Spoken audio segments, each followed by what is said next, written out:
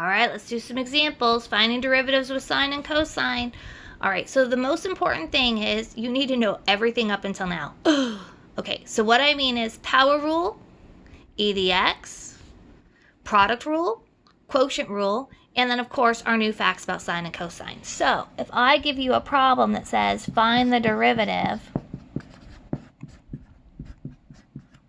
and I've got this lovely guy, f of x equals 3x squared plus cosine x, then what you want to do is you want to think about, okay, well, how's everything attached? I've got a term plus a term. So my rule says I can take the derivative of this piece and the derivative of this piece. Let's go for it. So the derivative of 3x squared is 6x. The derivative of cosine, remember our wheel, and in fact, you can abbreviate it by just doing it this way. The derivative of cosine is a negative sign.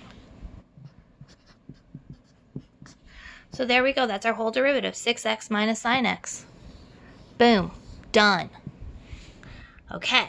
Why was that so fast? Because it was terms that were added or subtracted. I just had power rule, and I just had my new little rule here. Okay. Let's spice it up.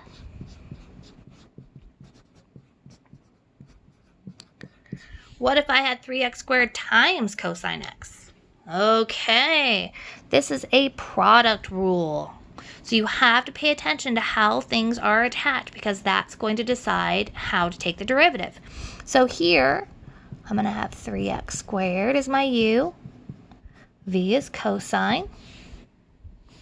My derivative will be 6x. My derivative, again, looking at my wheel, derivative of cosine is a negative sign. And now I'm going to glue them together.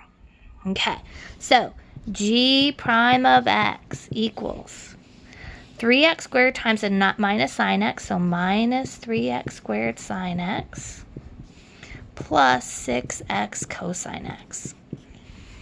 All right, now we are basically done, okay?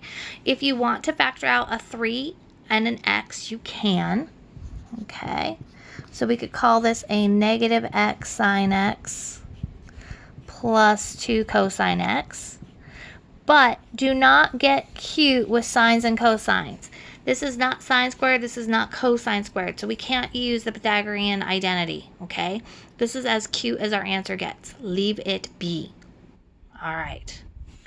Okay, so let's do a couple more examples. So let me pause it, come right back. All right, let's try this one. Y equals e to the x sine x. So what I have here is another product. Okay, so here my product is e and sine. Okay, let's make our wheel.